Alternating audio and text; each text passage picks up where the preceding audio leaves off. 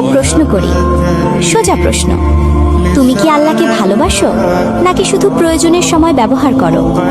যখন বিপদ আসে তখনই হাত উঠে যায় দোয়ার জন্য, যখন কষ্ট হয় তখনই চোখ ভিজে যায়, তখন আল্লাহ খুব কাছের হয়ে যান। কিন্তু বিপদ কেটে গেলে দোয়ার হাত নেমে যায়, নামাজ পিছিয়ে যায়, কোরআনটা আবার তাকের উপরে উঠে যায়। তখন আল্লাহ আর ততটা জরুরি থাকেন না। এটা কি ভালোবাসা নাকি প্রয়োজন? সত্যি কথা বলি, আল্লাহকে ব্যবহার করা খুব সহজ, ভালোবাসা কঠিন। কারণ ভালোবাসা মানে অগ্রাধিকার, আর অগ্রাধিকার মানে ত্যাগ। আল্লাহ চান না তুমি নিখুঁত হও, আল্লাহ চান তুমি সত্য হও। দোয়ার সময় যেমন আল্লাহকে ডাকো, নামাজের সময়ও ডাকো। কষ্টে যেমন কাছে যাও, সুখেও কাছে থাকো।